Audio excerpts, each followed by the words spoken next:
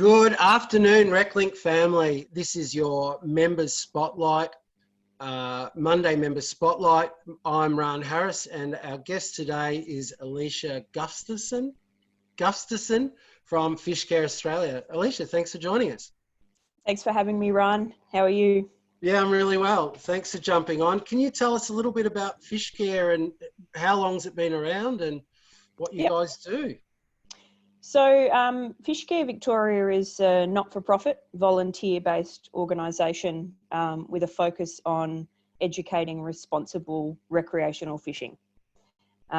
We started back in the 90s, actually, when fishers, volunteers, anglers and Victorian Fisheries Authority, which is the governing body for fishing, they felt the need for education in that area around rules and regulations.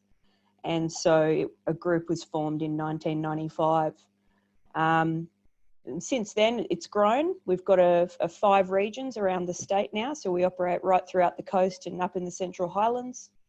And we've got a small staff team, but now we've grown to over 80 volunteers, delivering sometimes close to 350 fishing clinics each year.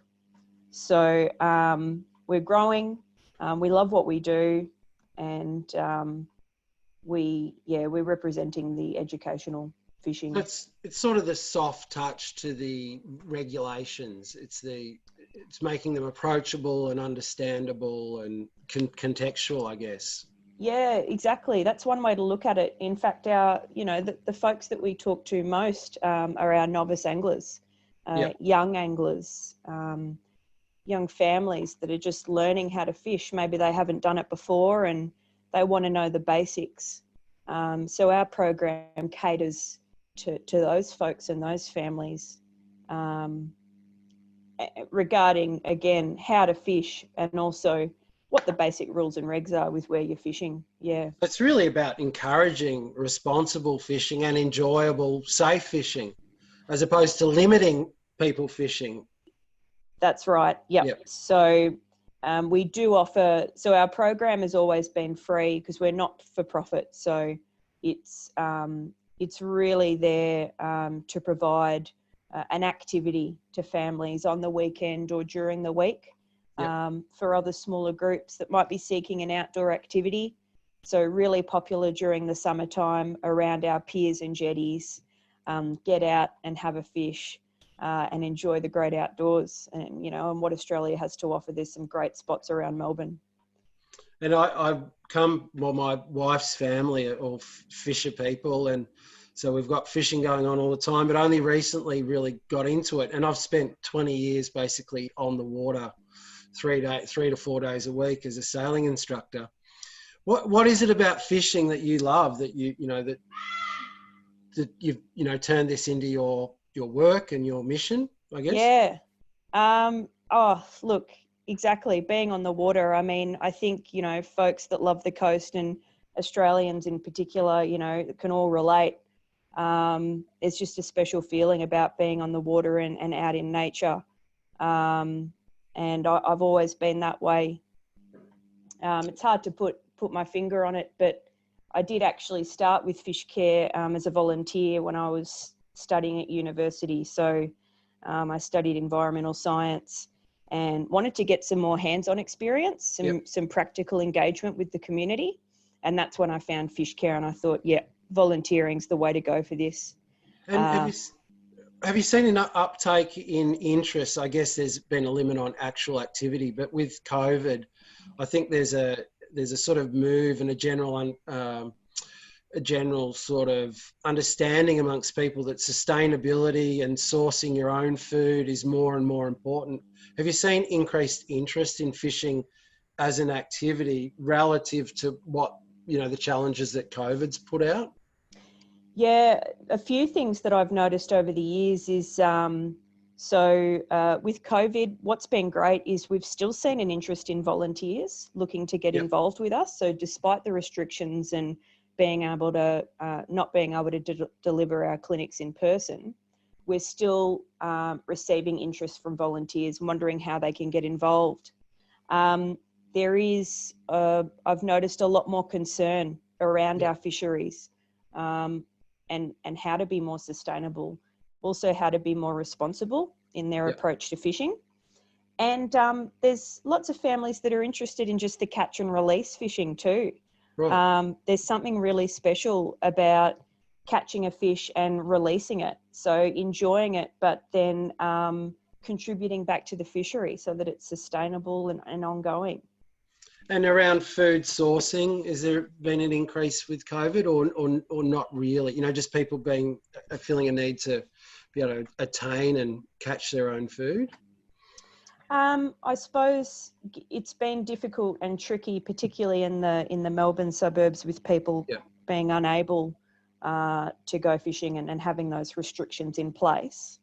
But I certainly know of those who are able to go fishing, would probably be using it as a source of food and, providing them with just a general outlet, a hobby, something that can really help with their mindset during this time. The benefits of fishing, back to the question before, would be, I think, promotion of mindfulness, slowing down. What's so great about it is getting away from the technology for just 1 or 2 hours, checking in with nature, checking in with yourself. And if it's a source of food for families, then there's something special about sharing a family meal that you've caught, that day. There really is nothing like it, is there? I mean, it's because food is so plentiful, we've sort of lost that connection with providing, with the thrill of the hunt or the fish and the, the providing of food. At the end of a day, if you can put food that you've caught on the table, it is like nothing else. And, if you look back traditionally, whenever meat was shared, it was a big ceremonial gathering, and people, and even chimps do it. If they eat meat, they share it, whereas other foods they just eat by themselves. But there is something really elemental about it, isn't there? There really is. And, when I do talk about sustainable fishing, I encourage people to look at and investigate where their fish has come from. Is it sustainable? Is it fresh? And a few key takeaways like that, just so people are sort of taking more responsibility and beginning to understand the source of food. The seafood industry in Australia is the second largest in the world. It's absolutely huge. Really? Yeah. And most of our produce is exported. Much of it is. And that's probably one of the contributors. But as you know, most Australians live very close to the coastline. We're all sort of concentrated around our coast. And so I think naturally we flock to that as a source of food, seafood markets and things like that. But it is important to be mindful about where your fish is coming from, whether or not it's sustainable, and being mindful as well about those types of things. Yeah, I mean, one of the reasons we've really enjoyed the partnership with Fishcare is that fishing can be truly all abilities, can't it? It's adaptable, and you can do it in so many different ways, at so many different levels, on so many different budgets, that it really is a sport or recreation activity for everyone. I mean, some sports say that, but when push comes to shove, it's not quite the way. But fishing genuinely is an all abilities activity, isn't it? It totally is. And that's where we really saw an opportunity with our new program, Fishability by Fishcare Victoria, which we've been trialling for the last 12 months. Unfortunately, it's on hold at the moment due to the pandemic. But we are trialling the 2-year Fishability program, which is purely focused on accessible, inclusive, adaptive fishing off piers and jetties around a number of the bays here in Port Phillip Bay. So specifically Hobson's City Council out west, Port Phillip Bay, Kingston and Bayside has been our main focus. And you're right, it's just been awesome. Anyone can take part in the program. Of course, we choose accessible fishing locations, which to date has improved significantly. Actually, like there's a real focus on improving. In terms of foreshore access, is that you mean? Yeah. So access to piers and jetties, whether it be all ability parking, toilets and ramps. Yep. As well as boat access at Patterson Lakes is really great. And then recently in Warrnambool. So there's more of a focus now on, okay, how can we improve access to these locations, and as well as beaches.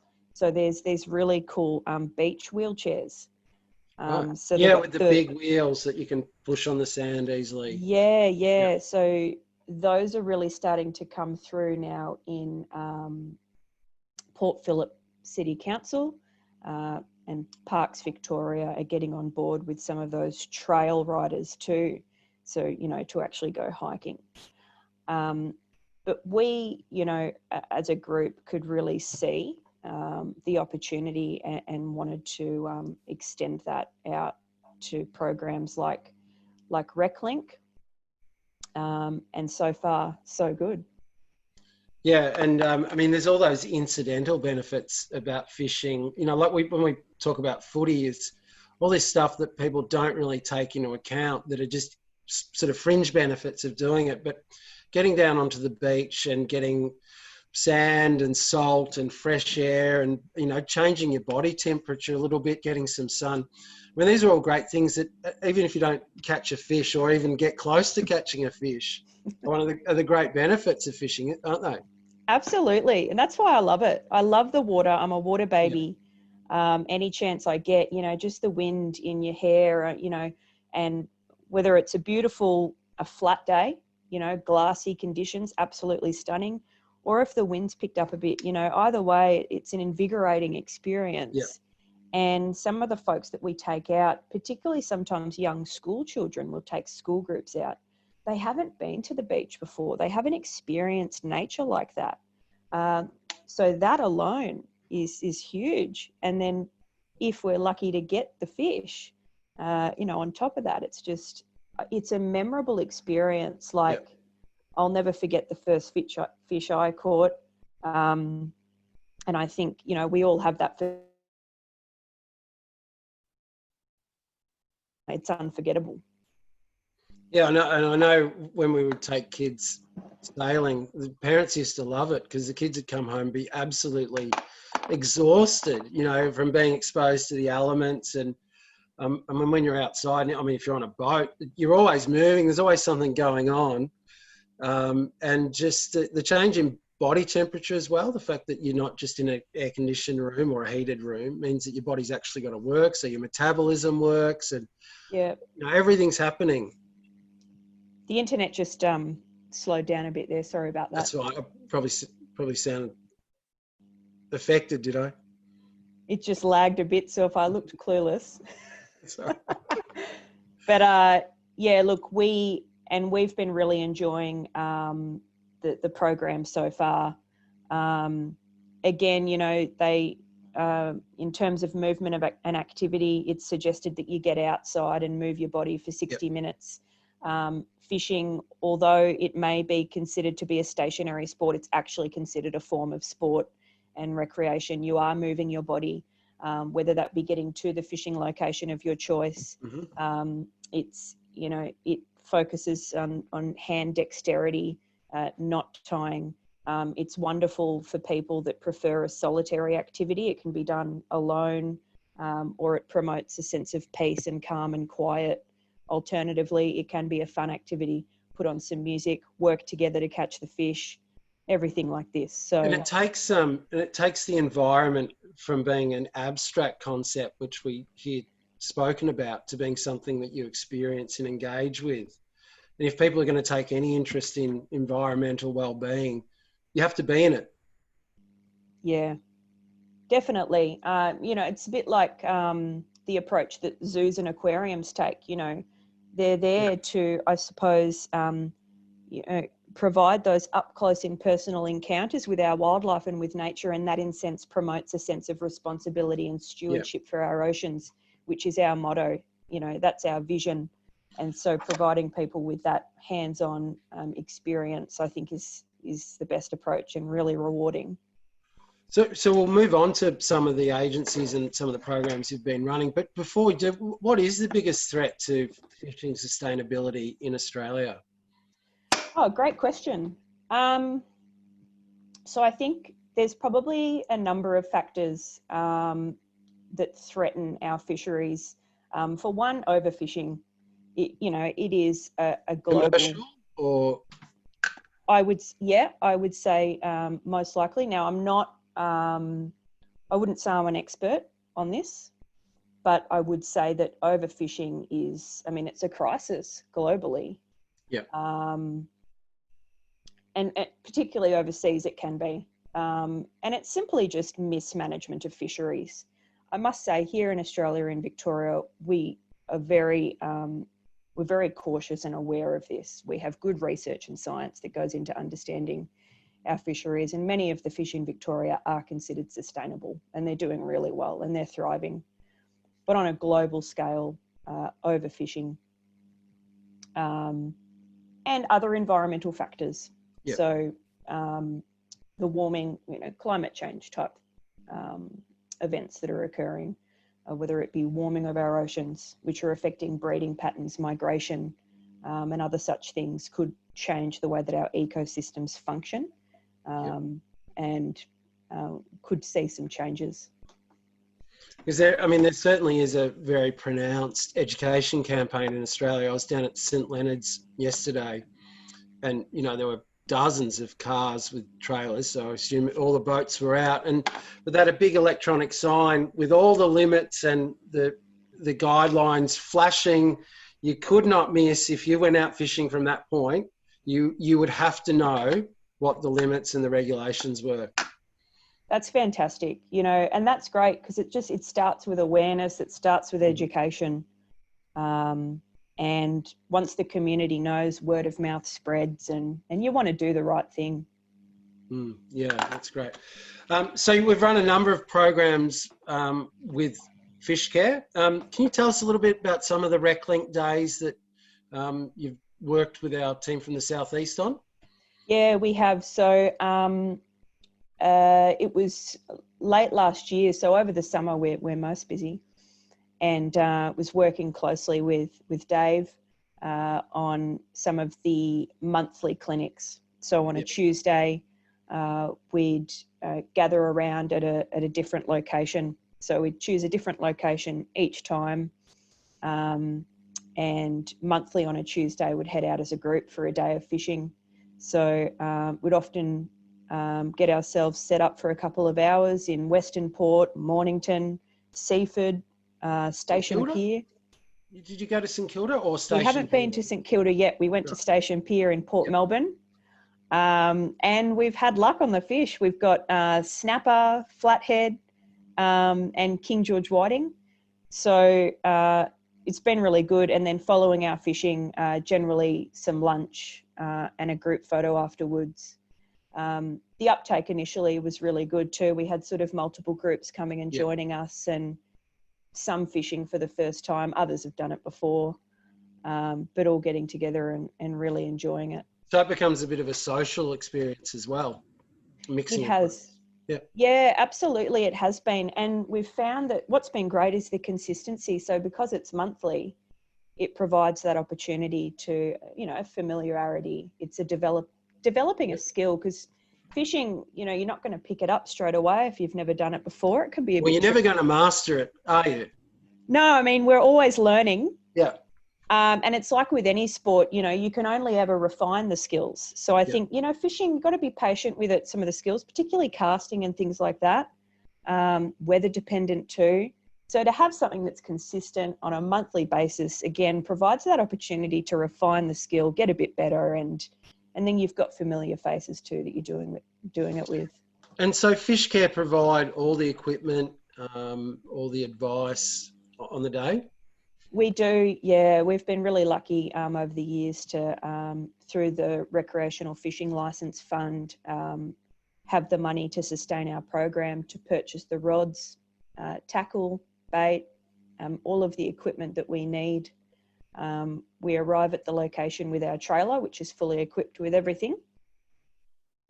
And our volunteers, all really passionate about fishing, always ready to share their advice, help reel the fish in, knot tying, rigs, anything of that nature. Our Fishcare volunteers are on board to really help with those. And they love to help. I mean, we say it, but they actually do love to help, don't they?